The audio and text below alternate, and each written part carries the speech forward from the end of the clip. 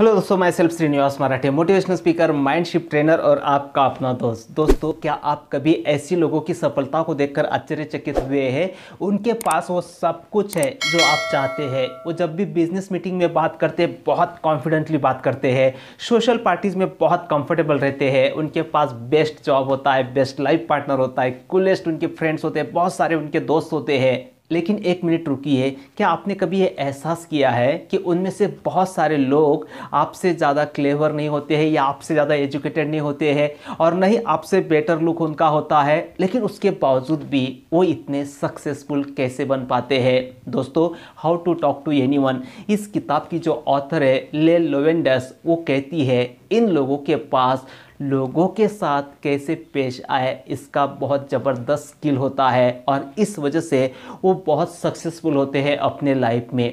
क्योंकि दोस्तों, आपके चेहरे का स्माइल, आपके चेहरे का हर एक हाव भाव और आप जो शब्द बोलते हो, जो अक्षर का आप उच्चारण करते हो, इन सब में इतनी ताकत होती है कि आप लोगों को आपकी ओर अट्रैक्ट कर सकते हो या फिर लोग आपसे दूर चले जाते हैं।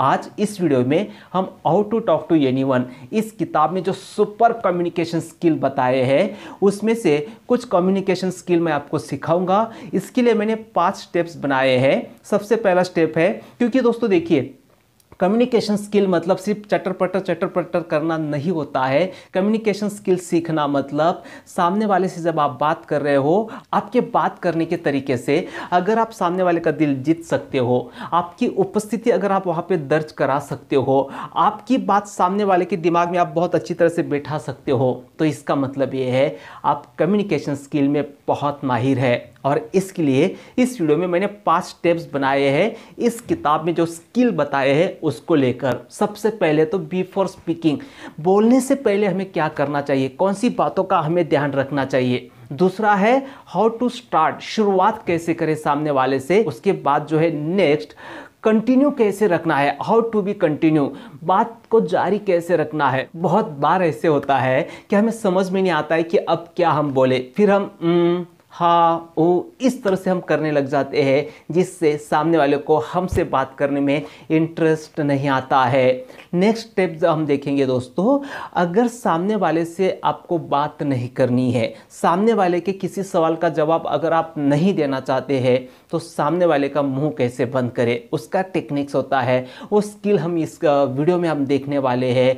एंड उसके बाद ऑफ कोर्स हैप्पी एंडिंग, जब भी आप किसी से बात करते हो, जब बात खत्म होती है तब हमें ऐसे क्या करना चाहिए जिससे उसके मन में हमारा इंप्रेशन जम जाए बहुत अच्छी तरह से, एक हमारी एक हैप्पी मेमोरी उसके माइंड में बरकरार रहे। उसके लिए हमें क्या करना चाहिए, तो ये सारे स्टेप्स जो है हम एक के बाद एक देखेंगे। सबसे पहले तो है बिफोर स्पीकिंग। इस किताब में एक सेक्शन है समबडी वर्सेस एनीबडी। जब भी आप किसी पार्टी में जाते हो, दोस्तों के घर पर आप जाते हो, तो जस्ट वहाँ पे आप एक भीड़ का हिस्सा बने रहते हो, जस्ट एनीबडी रहते हो, या फिर एक बहुत महत्वपूर्ण व्यक्ति के रूप में आप वहाँ पे खुद की उपस्थिति दर्ज कराते हो। ये डिपेंड होता है कुछ बातों के ऊपर। सबसे पहले तो फ्लडिंग स्माइल, जब भी आप स्माइल करते हो, सामने वाला जब भी आपको मिलता है तो बात करने से पहले आपकी स्माइल बहुत ही बढ़िया होनी चाहिए। बहुत बार क्या होता है, लोग जो स्माइल देते हैं जस्ट स्माइल करते हैं और तुरंत क्लोज कर लेते हैं, मतलब सामने वाले को तुरंत समझ में आ जाता है ये जो इसकी स्माइल है ये आर्टिफिशियल है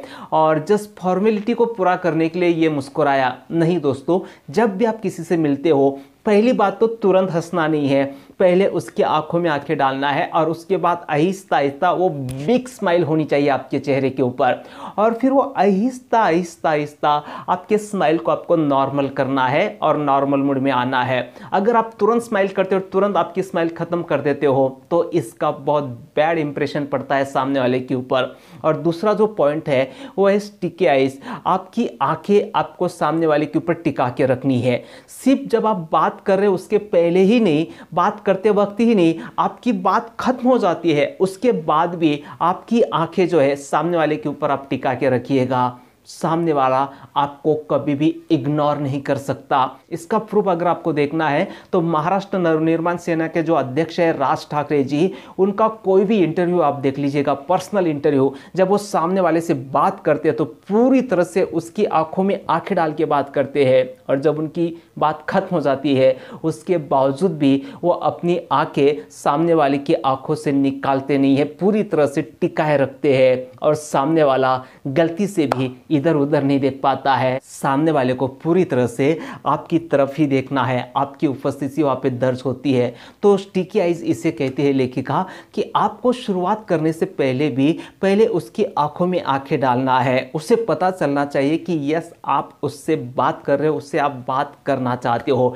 इससे आप बहुत ही कॉन्फिडेंट नजर आते हो। दूसरी टेक्निक है हेलो वर्ल्ड फ्रेंड टेक्निक्स। लेखिका कहती है कि सामने वाला जब आपसे मिलता है, आप उससे बात करना शुरू करते हो, तो उसने आपको पसंद करना चाहिए, उसने आपको लाइक करना चाहिए। लेकिन वो कैसे लाइक करेगा? सामने वाला हमें पसंद करे, इसका एक सीक्रेट है कि हमें भी उसे पसंद करना पड़ेगा। जब हमारी बॉडी लैंग्वेज से ये उसे पता चलेगा, अपनापन उसे पता चलेगा, एहसास होगा उसे अपनेपन का, तब जाके वो हमें लाइक करने लगेगा, हमारी बातों को वो लाइक करने लगेगा। क्योंकि हमारी जो बॉडी है दोस्तों, वो 24 आवर ब्रॉडकास्टिंग स्टेशन है।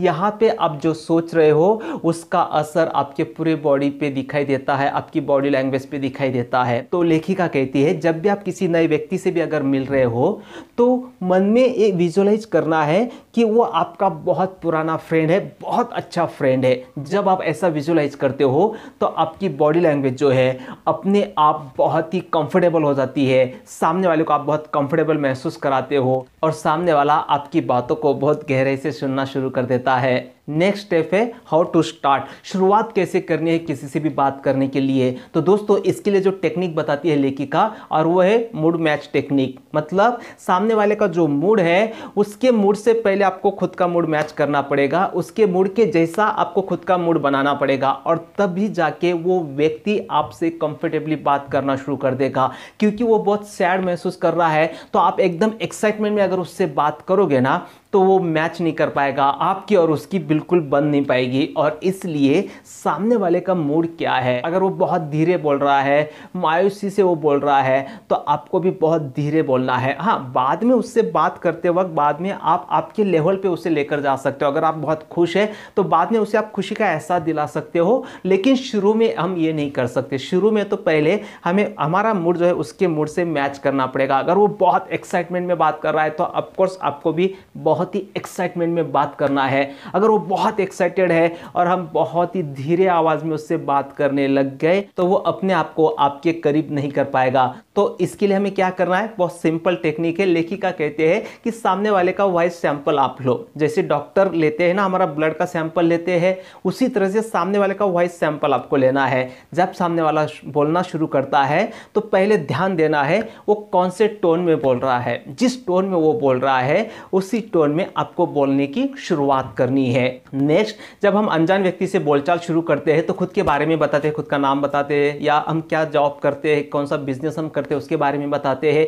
या फिर हम कौन से सिटी से है वो हम बताते हैं। तो लेखिका कहती है जब भी आप किसी को अपने जॉब के बारे में बता रहे हो और जब भी आपके सिटी के बारे में बता रहे हो तो नेवर नेक्स्ट सिटी और नेवर नेक्स्ट जॉब। मतलब सिर्फ जॉब मत बताओ आप क्या करते हो, या फिर सिर्फ सिटी का नाम मत बताओ। सिर्फ आप सिटी का नाम बता दोगे ना, अगर वो पूछेगा आप कहाँ से बिलोंग करते हो और आपने बताया कि यस मैं मुंबई से बिलोंग करता हूँ, इतना ही अगर आपने बताया तो क्या होगा, सामने वाले को आपसे बातचीत जारी रखने के लिए कुछ मटेरियल नहीं मिलेगा। उसको बोलने के लिए कुछ मटेरियल चाहिए ताकि आपकी बातचीत आगे बढ़े। और इसलिए जब आप आपकी सिटी का नाम बता रहे हो तो उस सिटी के बारे में कुछ बेहतरीन बातें भी उसे बताओ ताकि उसे कुछ मटेरियल मिले आपसे बातचीत जारी रखने में, आपसे बातचीत की शुरुआत करने के लिए। जब आप आपके जॉब के बारे में बता रहे हो तो सिर्फ जॉब के बारे में मत बताओ मैं इंजीनियर हूं, सिर्फ इतना मत बताओ। आपके जॉब के बारे में कुछ इंटरेस्टिंग बातें भी उनको बताओ ताकि उन्हें आपसे बात करने के लिए कुछ ना कुछ सब्जेक्ट मिले और आपकी बातचीत शुरू हो सकती है। नेक्स्ट स्टेप है दोस्तों हाउ टू बी कंटिन्यू। बातचीत को जारी कैसे रखें। बहुत बार ऐसे होता है कि जब हम किसी व्यक्ति को मिलते हैं, अनजाने व्यक्ति के साथ ज़्यादातर ये होता है कि वो अगर बातों नहीं, अगर वो बोल रहा है तो ठीक है, लेकिन उस वक्त हमें कुछ बोलने के लिए टॉपिक नहीं मिल पाता है। और फिर बहुत बार लोगों को आपने देखा है वो इस तरह से रिप्लाई करते हैं, हो, हाँ ठीक है, अच्छा, बस इतना ही वो बोलते रहते हैं। अगर आप ऐसे बोलते रहे तो सामने वाले को आप बहुत बोरिंग लगने लगते हो और सामने वाले को आगे बातचीत जारी रखने के लिए कुछ फ्यूल नहीं मिल पाता है, वो सोचता है क्या बोरिंग व्यक्ति है। इस वक्त आपको क्या करना है, तो लेखिका बहुत ही पावरफुल टेक्निक बताती है। सबसे पहली टेक्निक है पैरोटिंग टेक्निक, मतलब तोता। हम जो बोलते हैं तोता वही दोहराता है ना, सेम उसी तरह से आपको करना है। सामने वाला अगर कुछ बात बोल रहा है तो उसका जो सेंटेंस है उसके लास्ट के जो एक दो शब्द है उसको आपको सिर्फ दोहराना है, सिंपैथेटिक टोन में या फिर क्वेश्चनिंग टोन में आपको दोहराना है। जैसे फॉर एग्जांपल सामने वाला आपको बाहुबली मूवी के बारे में बता रहा है और हो सकता है आपने बाहुबली देखी नहीं हो और उस मूवी की कहानी वो आपको बता रहा है और उस वक्त आपको समझ में नहीं आ रहा है तो आपको क्या बोलना है, क्योंकि बातचीत जारी रखने के लिए क्या होता है, एक बार सामने वाला बोलता है, एक बार हम बोलते हैं, एक बार सामने वाला बोलता है, एक बार हम बोलते हैं। अगर किसी दोनों में से किसी एक ने बोलना बंद कर दिया तो क्या होगा, बातचीत खत्म हो जाती है, बातचीत जारी नहीं रह सकती। तो अगर हमें कुछ टॉपिक मिल रहा है तो अच्छी बात है, लेकिन अगर टॉपिक नहीं मिल रहा है तो पैरोटिंग टेक्निक का आप इस्तेमाल कीजिए। जैसे बाहुबली मूवी के बारे में हम बात कर रहे थे, मान लो फॉर एग्जांपल सामने वाला आपको बाहुबली मूवी की स्टोरी समझा रहा है और हो सकता है आपने बाहुबली मूवी ना देखी हो और जब वो आपको बताता है स्टोरी, जैसे वो कहता है कि कटप्पा ने बाहुबली को मार दिया और वो राह देखता है आपके रिप्लाई की कि आप क्या रिप्लाई दोगे, और उस वक्त आपको कुछ यूनिक रिप्लाई नहीं आ रहा है मन में, तो जस्ट इतना ही बोलिएगा, क्या कटप्पा ने बाहुबली को मार दिया, बस इतना बोलो और वो अगला शुरू रखेगा। फिर बॉल उसके कोर्ट में चली जाती है और फिर वो आगे बताएगा। हो सकता है वो आगे कहे कि कटप्पा बहुत ही वफादार था राज परिवार का, तो आपको सिर्फ इतना ही कहना है, क्या बहुत वफादार था सच में, और वो आगे कहेगा यस बहुत वफादार था, वो तो इतना वफादार था कि राज परिवार के किसी भी सदस्य के लिए वो खुद की जान भी दे सकता था, और फिर आपको सिर्फ इतना कहना है, क्या जान भी दे सकता था। अगर आप ऐसा करते रहे तो क्या होगा, सामने वाले को फ्यूल मिलते जाएगा बोलने के लिए और आपकी बातचीत जारी रहेगी। ये कंटिन्यू नहीं करना है, लेकिन बहुत बार ऐसे होता है कि हमें नहीं सोचता है कि क्या बोलना है, उस वक्त आप ये पैरोटिंग टेक्निक जो है इस्तेमाल कर सकते हो। उसके बाद और एक टेक्निक है एम्प्लॉय एम्पैथाइजर्स, मतलब जब सामने वाला बातचीत कर रहा है और हमें कुछ बोलते नहीं आ रहा है या कोई टॉपिक नहीं मिल रहा है हमें बोलने के लिए, तो आपको क्या करना है, वो जो भी बात बोल रहा है वहां पे एम्पैथाइजर का इस्तेमाल करना है। जैसे फॉर एग्जाम्पल, यस मैं समझ सकता हूँ आप क्या कहने जा रहे हो, या फिर आप ये कह सकते हो कि आपने जो कहा उस व्यक्ति को उसकी तो मैं सराहना करता हूँ, या आपने जो किया उस वक्त इसकी तो मैं बहुत सराहना करता हूँ, ये तो आपने बहुत बढ़िया किया, या दैट्स रियली एक्साइटिंग। इस तरह के सेंटेंस अगर आप इस्तेमाल करोगे तो सामने वाले को बातचीत जारी रखने में फ्यूल मिलता जाता है और आपसे बातचीत करना जारी रखता है। हाँ, लेकिन इसकी एक कीमत आपको देनी होगी, सिंपल, आपको सामने वाले की बात सचमुच दिल से सुननी है, तभी जाके प्रॉपर एम्फैथाइजर्स आप इस्तेमाल कर सकते हो और उससे बातचीत आपकी जारी रह सकती है। नेक्स्ट, लाइफ में बहुत बार ऐसे होता है दोस्तों, बातचीत हमें जारी नहीं रखनी होती है और सामने वाला कुछ ऐसा सवाल पूछता है जिसका जवाब हमें नहीं देना होता है। हम नहीं चाहते कि सामने वाला ये सवाल पूछे, फिर भी कुछ लोग होते हैं ऐसे सवाल हमें पूछते हैं जिसका जवाब हम नहीं देना चाहते। तो ऐसे वक्त आपको क्या करना है दोस्तों, कुछ ऐसे अनवेलकम टॉपिक पे सामने वाला कोई बात आपसे करता है, कोई सवाल आपसे पूछता है, तो आपका जो एक जवाब आप देते हो शॉर्ट में, बस वही जवाब आपको बार बार दोहराना है। जैसे फॉर एग्जांपल, इस किताब में एक एग्जांपल बताती है लेखिका कि उसकी जो दोस्त है बारबरा के पति है फ्रैंक, वो दोनों बिजनेस पार्टनर है और एक कंपनी वो दोनों चलाते हैं और वो पति पत्नी भी है, लेकिन हाल ही में उनका डिवोर्स हुआ है और बारबरा और लेखिका जो है एक डिनर पार्टी पे मिलती है और वहां पे उनकी जो तीसरी दोस्त है वो वहां पे आ जाती है और उसे पता चलता है कि बारबरा जो है उसके पति के साथ उसका डिवोर्स हुआ है। तो वो उस टॉपिक को छेड़ती है बारबरा के पास, मतलब जो लेखिका की दोस्त है उसके पास उस टॉपिक को छेड़ती है और उससे कहती है कि बारबरा आपके और आपके पति के बीच में क्या हुआ है। तो बारबरा कहती है हम दोनों सेपरेट हो चुके हैं, लेकिन इसका असर हमारी कंपनी के ऊपर नहीं हुआ है।